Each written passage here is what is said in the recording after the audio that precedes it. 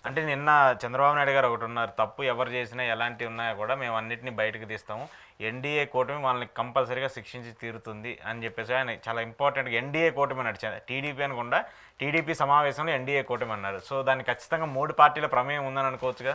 ఇప్పుడు జగన్మోహన్ రెడ్డి గారిని అరెస్ట్ చేయడం వల్ల మానసికంగా శారీరకంగా జగన్ గారు కొంత ఇబ్బంది పడవచ్చు. జైల్లో ఉండడం ఇబ్బందే కదా, ఇంట్లో ఉండడం కన్నా జైల్లో ఉండడం. అది మినహాయించి జగన్మోహన్ రెడ్డి గారికి వైసీపీకి వచ్చిన నష్టం ఏమీ లేదు.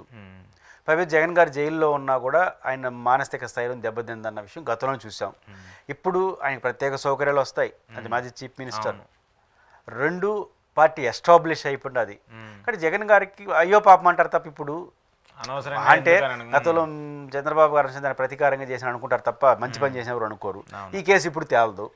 కాబట్టి అలాంటప్పుడు ఎంతో కొంత పొలిటికల్గా డ్యామేజే కదా. ఆ డ్యామేజ్ వచ్చినప్పుడు ఆ డ్యామేజ్ నేను ఒకటి ఎందుకు తీసుకోవాలి? సో 3 పార్టీలు అంటే రెండోది పవన్ కళ్యాణ్ గారిని గవర్నర్ దగ్గర కలిశారు. నిజానికి అందుకే పోయారని మనం అనం.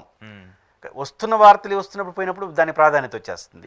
ప్రధానమంత్రి గారిని లోకేష్ గారు కలిశారు, ఎందుకైనా కలుసున్నారు. ఆయన కూడా చెప్పలా, యోగాలం యాత్ర కాబట్టి చెప్పాను పోయినాడు, గుడ్ రిలేషన్ అని చెప్పారు, ఆశీర్వాదం కోసం పోయినని చెప్పారు.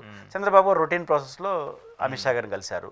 ఎందుకు కలిసినా అరెస్ట్ చర్చ జరుస్తూ ఉంది కాబట్టి అందుకే చేశారు ఉంటారు. పైపు చంద్రబాబు గారు స్కిల్డ్ ఈ మద్యం విషయాలు కూడా నేను హోంమంత్రి చెప్పానని కూడా చెప్పినాడు, వివరాలు చేసామని చెప్పాడు. కాబట్టి ఇప్పుడు ఎందుకు అరెస్ట్ చేయాల్సి చేసినా వాళ్ళ ఆశీర్వాదం ఉందనే మెసేజ్ వెళ్తుంది.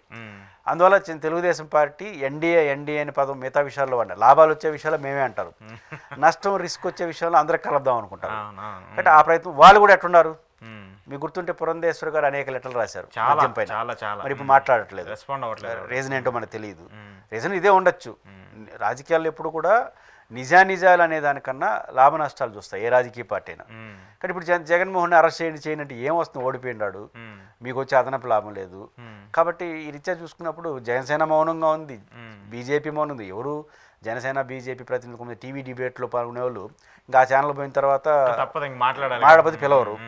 అట్లా మాట్లాడే వాళ్ళు తప్ప ఒక అఫీషియల్గా బీజేపీ, అఫీషియల్గా జనసేన, పవన్ కళ్యాణ్ గారు కూడా ఎప్పుడు కామెంట్ చేయాలి.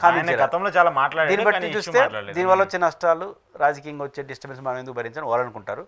వీళ్ళట అనుకుంటారు తెలుగుదేశం పార్టీ వాళ్ళు ఇది కొంచెం రిస్క్ సబ్జెక్టే కాబట్టి అందరికి కొంచెం పోద్దామని వాళ్ళు పోస్తారు.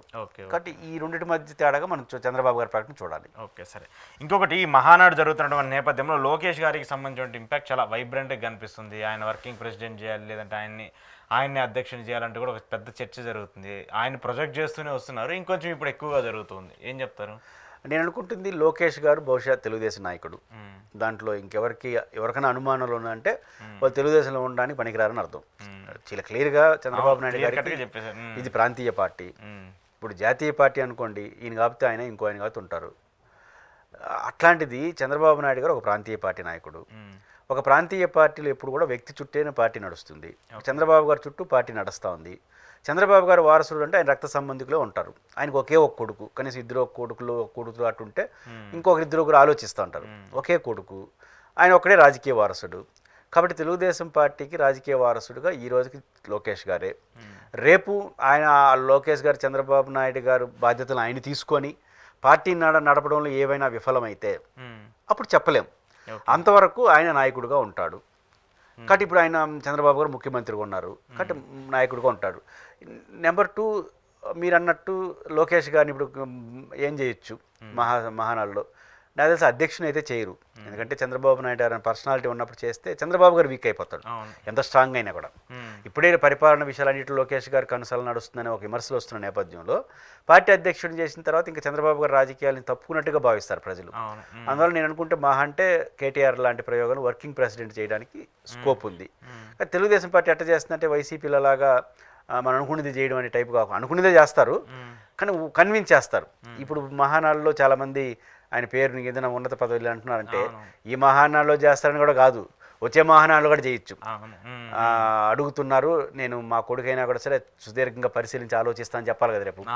కాబట్టి వాళ్ళు ఇంప్లిమెంటేషన్ అనేది జాగ్రత్తగా చేస్తారు. జగన్ గారు దాని డిఫరెంట్. ఇప్పుడు మాంసం తిన్న తర్వాత ఎముకలు మెడలో వేసుకుంటే తప్పేంటి అనేది జగన్ గారి స్టైల్. చంద్రబాబు గారు మన మాంసం తిన్నా కూడా ఈ కనీసం ఎవరికి మాంసం పెట్టకపోయినా ఆ ఎముకలైనా పక్కన వాళ్ళకి ఇద్దామనే టైపు. కాబట్టి ఎప్పుడు కూడా చంద్రబాబు గారు ప్రతి సమాజాన్ని కన్విన్స్ చేయడానికి ట్రై చేస్తాడు. కాబట్టి భవిష్యత్తులో తెలుగుదేశం పార్టీకి అధికారికంగా పార్టీ కీలక బాధ్యతల్లో లోకేష్ గారు ఉంటారు. ప్రభుత్వంలో కూడా ఈ 5 ఏళ్ల కాలంలో ఆయన కీలక భాగస్వామిగా ఆయన కానీ వాళ్ళ కుటుంబ సభ్యులు ఉంటారు, డౌట్ ఏం లేదు. కాబట్టి లోకేష్ గారితో సర్దుకోవడమా మీరు చెప్పే సీనియర్లు, లేదా సైడ్ అయిపోవడమా, రెండే మార్గాలు. మారుతున్న పరిస్థితిలో లోకేష్ గారు ఈజ్ నెంబర్ 1 లీడర్గా ముందుకు వస్తాడు. నాకు అది శాస్త్రీయంగా చూసినా కరెక్ట్ అనిపిస్తుంది. ఎందుకంటే నెక్స్ట్ ఎన్నికలు ఇప్పుడు చంద్రబాబు గారు సీనియారిటీ అనేది ఒకప్పుడు అసెట్, ఈ రాష్ట్రానికి సీనియర్లు కావాలని. ఇప్పటికైనా 15 ఏళ్ళు, ఇప్పుడైతే 20 ఏళ్ళు అయిపోతాయి. 20 ఏళ్ళు ముఖ్యమంత్రి, 10 ఏళ్ళు 15 ఏళ్ళు ప్రతిపక్ష నాయకుడు అంటే ఒక పక్క జగన్ గారు 50, పవన్ కళ్యాణ్ గారు 50. ఈ టైంలో మళ్ళీ 80, 75, 80 వచ్చిన అవసరం ఆయనకి ఇన్ని అని అన్నారు ఇద్దరు. ఆ సీరియస్నెస్ రాదు. అందులో లోకేష్ గారు వయసు వీళ్ళిద్దరికన్నా చిన్నవాడు కాబట్టి యంగ్ టర్క్ ఇంకొక యంగ్ టర్క్ పోటీ. ఖచ్చితంగా 29 ఎన్నికలు లోకేష్ గారు ఒక ఫ్రంట్ రోల్లో ఉండాల్సిన అనివార్యత కూడా ఉంది. ఈ వయసు ఇవి చూసినప్పుడు ఆ రీత్యా చూసినప్పుడు ముందు పెడతారు. అయితే ఈ మొత్తం ప్రాసెస్లో జగన్ లోకేష్ గారితో సర్దుకుంటారా, సైడ్ అయిపోతారా అనేది తెలుగుదేశం పార్టీలో భిన్నమైన ఆలోచన. వాళ్ళు సైడ్ అయిపోవడమా, సర్దుకోవడమా, రెండో మార్గం అయితే లోకేష్ గారు కాదని చెప్పేది ఎవరుండరు, ఇంకా ఆడ చెప్పేదానికి అవకాశం లేదు. వద్దనుకుంటే ఇంకా వాళ్ళ కొడుకుల్ని కూతుర్ని ఉంటే వాళ్ళని పార్టీలో ముందు తీసుకురావడం, వాళ్ళు సర్దుకోకపోతే అయితే రాజకీయంగా సర్దుకోవాల్సిన పరిస్థితి వస్తుంది.